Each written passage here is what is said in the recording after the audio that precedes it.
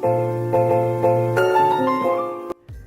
guys, welcome to Illy 21. By the title of this video, I am going to be sharing with you 5 books that changed my life in 2020. So without further ado, let's get right into the video. I will occasionally be glancing at this where I've written all the notes so I don't leave anything out. So the 5 out of 5 book that I'm going to be talking about is Why We Sleep. Is one of my personal favorites. I think I read this book 3 times. What we've discovered over the past 10 or so years is that you need sleep after learning to essentially hit the save button on those new memories so that you don't forget. But recently we discovered that you also need sleep before learning, and now to actually prepare your brain. And without sleep, the memory circuits of the brain essentially become waterlogged, as it were, and you can't absorb new memories.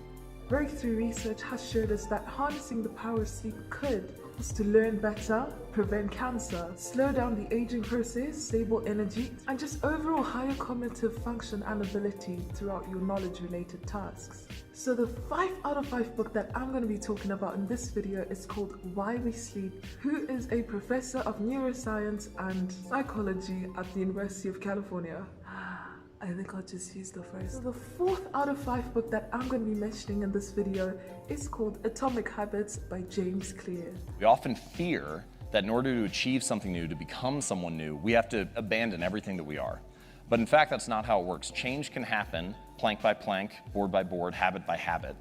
And gradually, you can become someone new. With consistency and repetition, you can actually change not only your results, but actually your identity.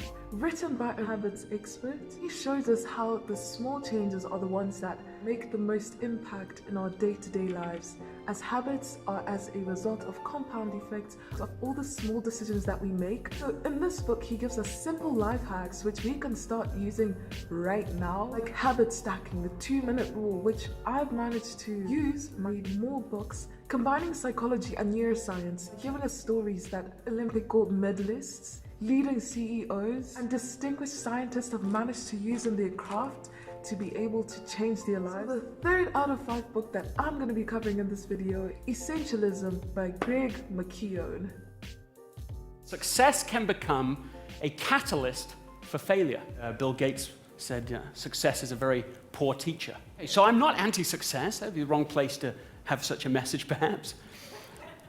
But here's what I've learned. I've learned that you have to become successful at success. And it's a different kind of discipline. In fact, the antidote to the undisciplined pursuit of more is the disciplined pursuit of less but better. Have you ever struggled with information overload, feeling that you're chasing so much with so little in return? Achieve a disciplined pursuit of less by using the principle of essentialism.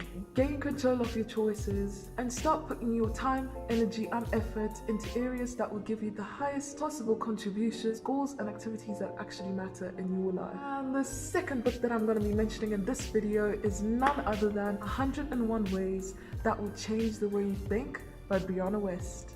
Should have been the 1st out of 5. It's like riding on your impulsive emotion. I think it's really dangerous. I think it's really dangerous advice. This is not to be confused with the idea that you shouldn't pursue something that makes you truly feel content every day, because you absolutely should. You just shouldn't ruin your life in the process of getting there. The ideas presented in this book have been read by millions worldwide, and everything that she says is totally relatable. I would find myself reading this book and I'm thinking, do you know me? It's just fascinating. There's a play. Bye. Some of the pieces you will find in this book are as follows: how to pursue purpose over passion, how to embrace negative thinking, and overall increase the awareness of your cognitive biases that shape the way you see life as an individual. For the big one, guys, I use this for my exam preparation. We're looking for quick ways to apply such skills that we learn through these books. Otherwise, it's just mental entertainment when you read things that we don't actually use in ideas, but after that, that's it. The 1 out of 5 book I'm so excited to show you guys, Deep Work by Cal Newport. And let me just tell you, this book is a game changer. If you can focus very intensely without distraction, it is surprising how much more value you can produce per unit time spent. So you say in one category there's deep work. So does that mean there's also, by definition, shallow work?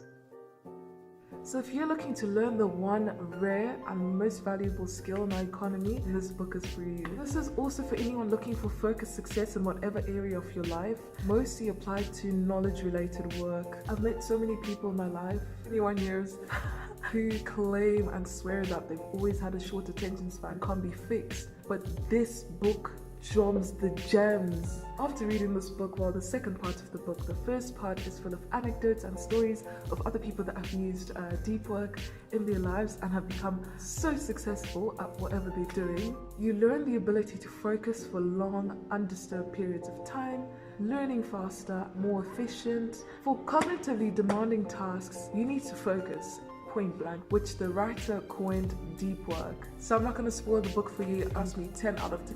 If there's one thing that you take away from this video, you need to read Deep Work. Below a few of the places that you can find this and the other 4 books that I talked about. These are the books that changed my life in 2020, and you can let me know down in the comments below which book you're excited to read next. If you've read them before, then tell me your experience with them. And thanks for watching, and bye.